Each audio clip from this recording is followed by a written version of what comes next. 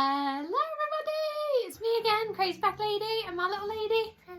Ruby. So today's little video is a question and answers video, which I know has been requested, and I know a lot of people will find this interesting because we haven't done one for about 4 years, I think.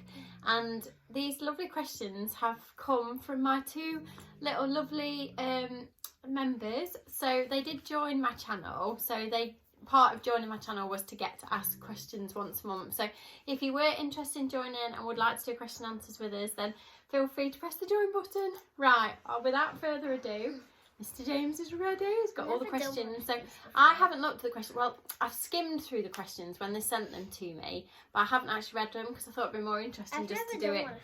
No, just to do it like live. So without further ado, we've got lovely questions from Jayne first. Right, so Jayne's first question is, what is your favourite charity shop purchase? Oh. Oh wow, we can both answer this, can't we? Yeah, you should both be able to answer most of them. I don't really know. Because I've had so many beautiful things from charity shops, I would struggle to pinpoint just one item. Can't remember any. It's been that long. Yeah, because we're in isolation, aren't we? So it's been a long time since we've been in a charity shop. My favourite purchase, years and years ago when I first started going in them, my favourite purchase at the time would probably be a Radley handbag, which I got for about £3, and I couldn't actually believe that I got a Radley handbag for £3. And I took it home and I was so proud of that handbag, and I carried it for years and years, and I loved it so much. It was wonderful, and I just loved it. So I have to say that was one of my favourite. And then I did get my husband, again years ago, a Stone Island coat for £6, which turned out to be genuine, and they're worth an absolute fortune. So again, that was an absolutely brilliant purchase. And my favourite sort of charity shop was the last charity shop we went into before we went into lockdown. We found a new charity shop and it was absolutely brilliant, and I got so many wonderful clothes which I've been wearing them throughout lockdown, so it's been really good. So I'm glad that I went in that last charity shop. It was really fun. What's yours? Probably, you know, the Kevin the carrots. Yes. Yeah, that was probably my favourite. Oh yeah, we did find some in the charity shop, didn't we? Because I always wanted one because they are like, they come out each Christmas, but they're very hard to get. Yeah. Because everyone tries to get them, but then we got them. We've got like babies and everything. We did, yeah. Right, next. She said, what was your first date with your hubby? Oh, I met him at work. I met him at work, and we knew that we sort of fancied each other, and then we did get made redundant, and the place where we worked, we met at a car garage where we both worked, and it shut down, and it was one of those sort of situations where we would either have never seen each other again, or we got together, and we've been together ever since. So our first date was like unofficially just sat together in his car talking. Right, next. She said, are you in your forever home? I don't really like my house that much, to be honest. I want to move house, but I want to stay where we live. I love the view from my balcony, and I love the spot that my house is in. But if I was rich enough, I would like to knock my house down and build another one in the same spot where I already am. So it probably will be my forever home, because obviously it's really expensive to move house. And we've done so much to this house that to find another one similar would be hard, and you'd have to start again from scratch. So we probably will be here for a very long time. The next question is, what happened to your caravan? We sold it. We sold the caravan because we were running out of room on my driveway. My hubby got a bit grumpy with it, and we ended up sort of thinking, right, it's just sat and we're not using it. So we sold it, but we were really, really sad to see it go, wasn't we? The next question is, what was your marriage proposal like? Well, we'd already had James, and we had been together quite a long time, and then it was kind of got to the point where we thought we really need to get married. So I picked the ring, like my massive like engagement ring thing, which was on sale in the jeweller's window. We paid for it in monthly instalments, and then it wasn't majorly expensive, but we didn't have a lot of money at the time. And when we got the ring, we then went to London for a weekend and took James with us, and he did ask me to marry him on a side street in London, but it wasn't romantic, and I knew it would come in. So yeah, so that way, and we've been together ever since. She also said, once lockdown is lifted, what will be the first thing you do? I'm going to Chairshots. Go to youth club. Oh, you want to go to youth club? And the park. I just want to go for a rummage. I just want to go to the park. Yeah, and see my mum, obviously. But I would just like to go for a rummage. I'm so desperate to go and buy something that I don't really need. Next question was, could go anywhere on holiday, where would you go? I would like to go to France, which is probably not that adventurous, but I would love to go to France. I would like to go around the vintage second-hand markets, and I'd probably need a lorry to take with me to bring all the stuff home, but I would love to buy like rustic pieces and bring stuff home from my house, and maybe even get like something special like a brooch, or I'd just love to go to France, especially because it some of my subscribers said it's really warm there, and like probably the south of France and stuff, and yeah, I would like to go to France. Where would you like to go? I want to go to Spain because I want to meet Karina LMG, which is one of my favourite YouTubers. Oh, okay. Would you consider getting any more pets? Oh yeah, I want definitely. toys. You're a tortoise. I've always wanted a tortoise, but she never lets me. I've always wanted a white fluffy dog for like forever. I So want I tortoise. would absolutely love another little dog. Only a tiny one though. But I know Stella, one of my lovely subscribers, she runs a dog rescue place up in lovely Scotland, and she said sometimes they get rescue chihuahuas, and I said, oh, imagine being able to rescue a little chihuahua. That would be so special, wouldn't it? So it wouldn't matter what colour it was, as long as we, you know, could give it a good home. So you never know. But yes, I would love another pet. Yeah, me too. Were you a clubber before you had James and Ruby? Not really, no. That sounds really boring, doesn't it? I was more a Saturday night sort of pub girl that would go to the pub and maybe the club for a little bit, but not really late. And then it would always be like a bag of chips on the way home. I wasn't really that exciting. On my 18th birthday, I'm going to go to a club and stay there all night. Oh, yeah. Okay. I like casinos as well. I'm a bit of a gambler. What would be your dream job? My dream job, I would love to run like a second-hand charity shop, but like a high-end charity shop that sold like designer sort of handbags and clothes and Like olden days, like handbags. yeah, but I'd love to do it for charity as well, so that, you know, you could get these like lovely bargains and stuff and then sell them for a bit more money for the charity. And I'd love that, rummaging and organising and all the fabulous things, but I'd probably end up wanting to keep off of them, that's the trouble. But I'd love to run a little shop like that, and all my like subscribers could come. It would be so lovely. And imagine if I had like a little coffee shop in it and I could start and have a piece of cake and coffee. Oh, dreaming now.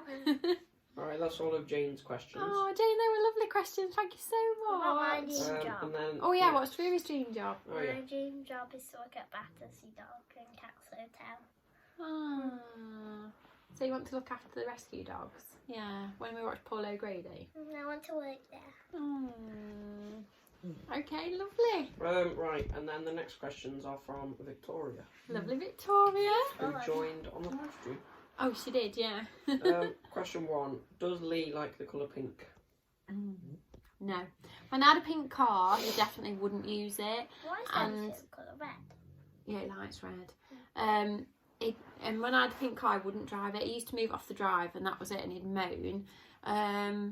But then the longer we've lived together and the more pink bits we've had, he kind of just got used to it, and now he doesn't mention it at all, and he just goes over his head. So I think he's given up more than got used to it. I don't really like pink even at the moment. You don't like pink? Not really. Well, I like sort of pale pinks. Like Yeah, like these. pastel. Yeah. Pastels colour. Have you always liked pink? What was your inspiration in having pink in your kitchen and some of your vehicles? Meaning, is there something calming or a nice childhood memory that you associate with pink, or is it simply just girly and fun? I just like the colour. It's lovely. My mum's always liked pink as well, and I remember I used to have a red car, and then I worked at a car garage, and somebody there worked at a different car garage, but they'd got a pink car in for sale, a pink Nissan, and they rang me up and they said, Jane, we've got this car in that would be perfect for you.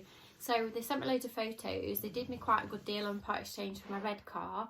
And the more I thought about it, the more I thought, yeah, I could have a pink car, that'd be great fun. So we went to look at it, and it was up for sale on the ramps. They've got it like on a big display stand. Fell in love with it straight away, bought it, and loved it so much. And when I went to collect it, I had pink balloons all over it. It was absolutely wonderful, special moment I will never ever forget. And then when I came home, then we decided to do a bit of an extension. So we had our kitchen and garage knocked into one. to make it bigger. And somebody said about, why don't you have a pink fridge? So I had my fridge sprayed the same colour as my pink car.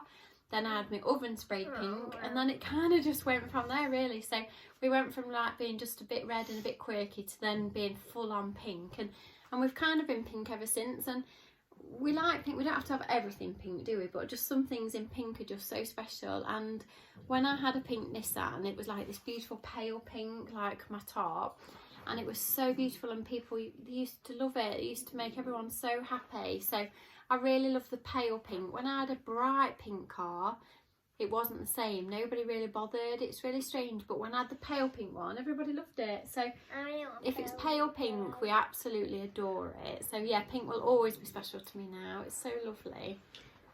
Question 3. You very much remind me of a cross between Audrey Hepburn and Elizabeth Taylor. You're a combo of classic, classy with a bit of modern quirkiness thrown in. What are your influences when you style things? I don't have an A. I don't have an A, and I think the tip is not to think too much about what you're going to put on. So I sort of go to my wardrobe and I think, oh, I like that, I'll put that on and maybe that'll do with it. So if I think too hard, I struggle to pull an outfit together. It's really strange. If I have to go somewhere sort of posh, I can't find an outfit and I struggle to put something together. But if I don't think about it, and like I just get up in the morning and I think, oh, that'll do, and it just comes together. And then when I pull the outfit together, then I think, oh, if it's a bit plain, I'll add something a bit sparkly, or I'll perhaps do my hair different, or I just grab stuff on the drawer. yeah, it's just, I really don't plan anything at all. Even when I've gone out and I've matched the dog, like the dog will probably have something on that's similar to what I've got on.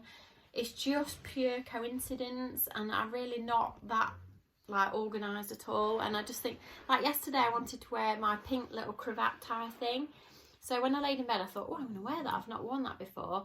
And then I started thinking, oh, I could put the blouse on that got bits of pink in with it and stuff, and then just plain trousers. So I don't overly plan anything, I just pull things together, and touch wood, it kind of works. So it's just a look.